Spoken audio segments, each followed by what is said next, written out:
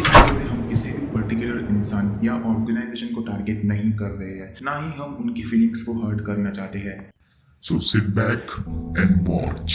आज की वीडियो में हम डिस्कस करेंगे 4 कंस्पिरेसी थ्योरी के बारे में। नंबर 1 पे है कैसे Indian ads subliminal messages use करके हमारे माइंड को प्रोग्राम कर रही है। क्या इल्यूमिनाटी की शुरुआत इंडिया में हुई थी? कैसे अभी की म्यूजिक इंडस्ट्री पूरी जनरेशन को वल्गरिटी की तरफ लेके जा रही है एंड किस तरह वो इल्यूमिनाटी से जुड़ी हुई है। Last but not the least, क्या महात्मा गांधी नहीं चाहते थे भगत सिंह को बचाना? वार्निंग, आज मैं आपका हर चीज को देखने का नजरिया ही बदलने वाला हूँ। जो भी आप आज देखने वाले हैं, शायद आपसे ये बात सालों से छुपाई जा रही है और आप इतने सालों से झूठ को सच मान रहे थे। जो भी इस वीडियो में आज आप सुनने वाले हैं वो थ्योरीज है, कोई भी बातें फैक्ट नहीं है। शायद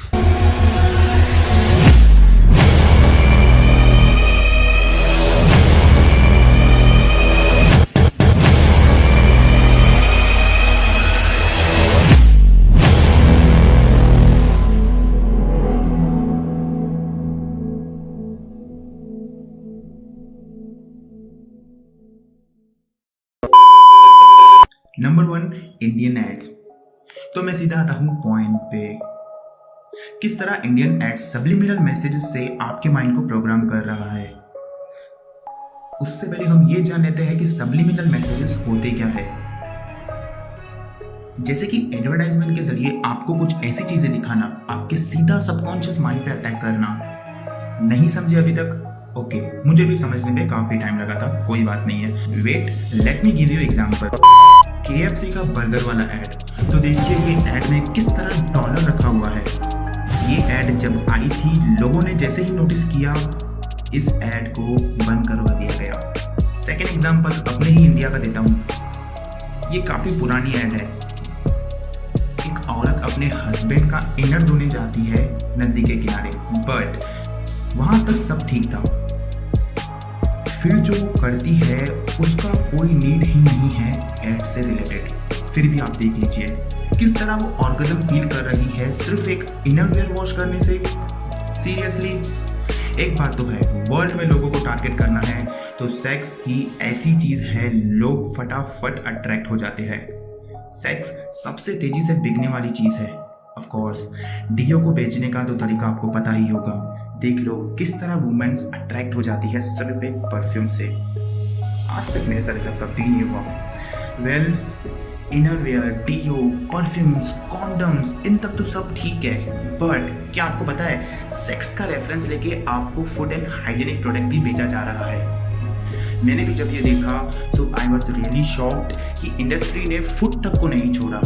जैसे कि ये टूथपेस्ट की एड है, बट जो इस एड में कन्वर्सेशन है पूरी की पूरी डबल मीनिंग कन्वर्सेशन है। पहले आप देख लीजिए।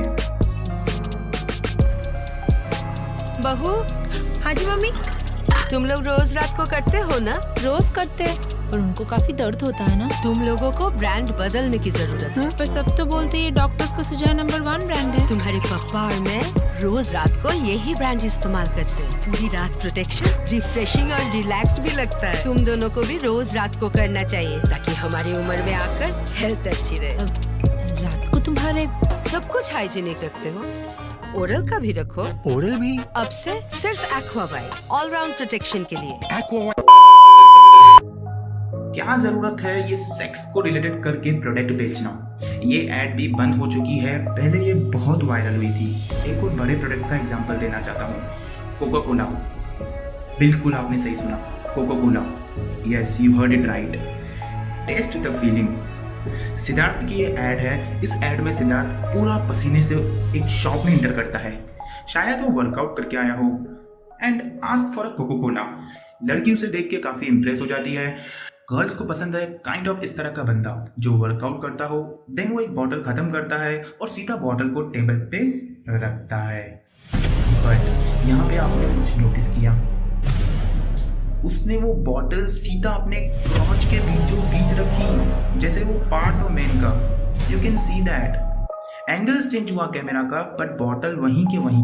देन गर्ल स्माइल्स एंड उसे एक और बॉटल ऑफर करती है। क्या बात है। बट अब आई वॉज रियली शॉक्ड जब मैंने देखा। आप भी देख के शॉक हो जाओगे। पहली बॉटल साइड में हो जाती है एंड दूसरी बॉटल फिर से वो बीचों बीच रखती है। You can see that. And फिर वो लड़की अपने हाथ नीचे रखती है, वो भी एक सेक्सुअल साइन है। दैट मीन्स सरेंडर करना खुद को। And the most creepiest thing here is the girl swallowing something. My god. ये काफी फेमस एड कुछ ही दिनों बाद बंद हो गई।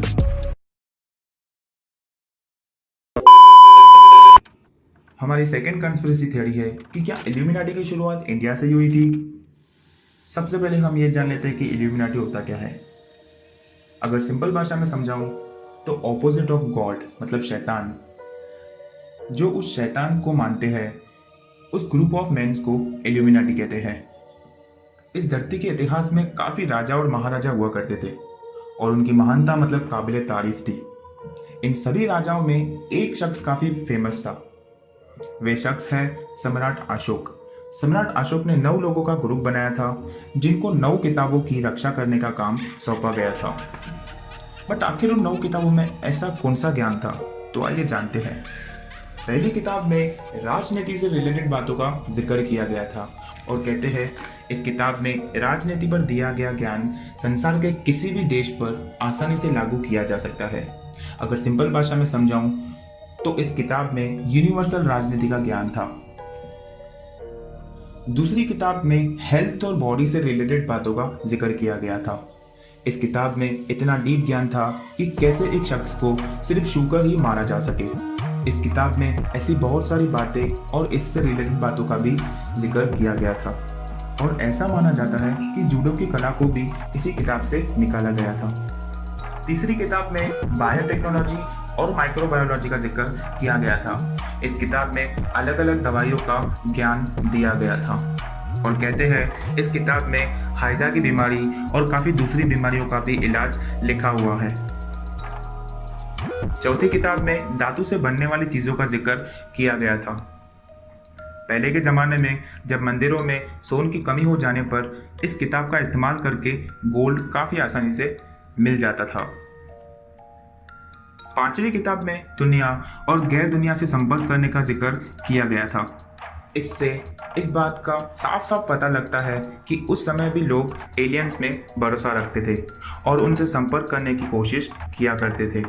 छठवीं किताब में ग्रेविटी और विमान का जिक्र किया गया था। सातवीं किताब में ब्रह्मांड और टाइम ट्रेवल का जिक्र किया गया था। आठवीं किताब में प्रकाश की ताकतों और लाइट की स्पीड का जिक्र किया गया था। 9वीं किताब में सोशियोलॉजी का जिक्र किया गया था। अगर आसान भाषा में समझाऊं तो समाज से रिलेटेड बातें और पुनर्जन्म से रिलेटेड बातों का जिक्र किया गया था। अब आते हैं हमारी कंस्पिरेसी थ्योरी पर। कंस्पिरेसी थ्योरी कहती है कि वो जो 9 लोगों का ग्रुप था वो इल्यूमिनाटी का था, क्योंकि उन 9 लोगों का कोई धर्म नहीं था। और जैसे जैसे टाइम बीतता गया वैसे वैसे वो बुक पास होते गई ग्रुप टू ग्रुप, और वो तब से लेके अभी तक इस पूरे यूनिवर्स पर कंट्रोल कर रहे हैं। शायद हमारी नेक्स्ट कॉन्स्पिरेसी थ्योरी है म्यूजिक इंडस्ट्री। किस तरह म्यूजिक इंडस्ट्री गिने चुने टाइप के सॉन्ग बना रहे हैं जो लोगों को सिर्फ वल्गरिटी एंड सेक्स की तरफ लेके जा रहे हैं। पहले सॉन्ग बनाए जाते थे समझदार लोगों के लिए, लिरिक्स पे काफी वर्क किया जाता था, म्यूजिशियन खुद से मेहनत करके एक अच्छा म्यूजिक प्रोड्यूस करते थे, काफी स्मूथ सॉन्ग हुआ करते थे, जैसा लगता था कि मेडिटेशन करके उठे हो। और आज की म्यूजिक बस sex, alcohol and vulgarity in lyrics, और इंटरनेट का जमाना मतलब आपको कुछ भी दिखाया जा सकता है, बिकॉज इसमें कोई रिस्ट्रिक्शन नहीं है।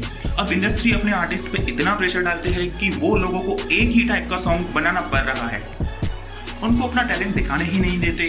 बस कुछ भी टॉपिक उठाओ, सेम टाइप का लिरिक्स, सेम टाइप की म्यूजिक एंड लोगों का माइंड प्रोग्राम करो। ये सब बातें बहुत डीप है। ऊपर से ये प्लान फिक्स्ड होता है किस टाइप का सॉन्ग किस लोगों को दिखाना एंड किस तरफ आज की जनरेशन को लेके जाना है। अब सॉन्ग्स एंटरटेनमेंट या अच्छी बातें सिखाने के लिए नहीं बनते हैं, बस अब ये एक मार्केटिंग टूल बन गया है ब्लैक इकोसिस्टम के लिए, ताकि लोगों का माइंड अल्टर किया जा सके और ऐसी पब्लिक को मैन्युफैक्चरिंग करें जिनकी लाइफस्टाइल ऐसी हो जो ऐसी चीज़ें ज़्यादा से ज़्यादा कंज्यूम करे एंड इकोसिस्टम में फंस जाए। और जिस पब्लिक की मैं बात कर रहा हूँ वो बिग सिटीज़ के लिबरल यूथ होते हैं, इन छोटे शहरों के लोकल लौंडे, और ये ब्लैक इकोसिस्टम के पोटेंशियल कस्टमर्स भी होते हैं। बिग सिटीज़ की यूथ जाते हैं क्लब्स में सॉन्ग सुन के डांस करने, इनमें इनको 200 की शराब 700 में दी जाती है, इसमें उनको लूटा जाता है। ये लोग लौंडीबाजी करते हैं, इनके लिए बड़े बड़े कॉन्सर्ट भी रखे जाते हैं जो कि ये अफोर्ड कर सकते हैं। इनको लगता है कि इनकी लाइफ एकदम बेस्ट है, मतलब मस्त है। इनको बताया जा रहा है कि इनकी लाइफ में मज़ा, यानी सब लाइफ के मज़े लो, एंजॉय करो, एक ही लाइफ है। सो मेरे दोस्तों, मेरे फ्रेंड्स, आपको बहुत बड़े इल्यूजन में रखा जा रहा है जैसे कि आपकी लाइफ बहुत बढ़िया है, बट ऊपर बैठा वो ब्लैक इकोसिस्टम आपसे आपकी हर एक चीज़ छीन रहा है। फिर ऐसी लाइफस्टाइल से आप एंजाइटी में चले जाते हैं, डिप्रेशन में आ जाते हैं, और अभी का ट्रेंड, पुराना क्लासिक सॉन्ग उठाओ, उसको रीमेक करो, एक रैपर ढूंढो, जितना चाहिए उतना वल्गैरिटी डालो, ब्रा पेंडी में एक आइटम सॉन्ग और मिलियंस में व्यूज़। और इस गाने का असर क्या होता है ये तो आप खुद देख के जान सकते हो। इन सब की शुरुआत हनी सिंह से स्टार्ट हुई थी, vodka song and womaniser and all type of song. शायद ये म्यूजिक इंडस्ट्री के बहुत बड़े बड़े लोग इल्यूमिनाटी से मिले हुए हैं। कभी इनके सॉन्ग को ध्यान से देखो, कोई ना कोई पॉइंट तो होगा ही। और काफ़ी न्यूज़ में भी आ चुका है किस तरह after this trend alcohol consume, drugs लेना, इन सब का रेशो बढ़ता जा रहा है। अगर हम इस टाइप की म्यूज़िक को अवॉइड करें तो लाखों का भला हो सकता है, और हमें खुद ये इंडस्ट्री अच्छे सॉन्ग बना के देंगे। कोशिश तो कर ही सकते हैं हम। अब आती है हमारी लास्ट कंस्पिरेसी थ्योरी, जो कि है महात्मा गांधी एंड भगत सिंह के बारे में। कंस्पिरेसी थ्योरी सेज दैट कि महात्मा गांधी के लिए पॉसिबल था to stop Bhagat Singh execution. Mahatma Gandhi रोक सकते थे उनको, but the reason he didn't, क्योंकि जो भगत सिंह के तरीके थे वो महात्मा गांधी को पसंद नहीं आ रहे थे। महात्मा गांधी चाहते थे हम आज़ाद हो तो सिर्फ और सिर्फ अहिंसा के तरीके से। लेकिन कंस्पिरेसी थ्योरी ये बोलती है कि उस टाइम पे भगत सिंह बहुत ज़्यादा पॉपुलर हो रहे थे, भगत सिंह के लिए सपोर्टर्स काफ़ी जल्दी बढ़ रहे थे, एंड ऐसा पॉसिबल हो सकता था कि टाइम के साथ साथ महात्मा गांधी से ज़्यादा सपोर्टर्स भगत सिंह के होते, and Bhagat Singh Indian freedom movement का चेहरा बन सकते थे, जो कि महात्मा गांधी नहीं चाहते थे, क्योंकि उस टाइम पे वह चेहरा महात्मा गांधी थे। इसलिए पॉसिबल है कि महात्मा गांधी ने उनका एग्जीक्यूशन नहीं रोका। Guys, thank you so much for watching. And मैं फिर से बोल रहा हूँ कि ये सब थियरीज है, इनमें कोई भी बातें फैक्ट नहीं है।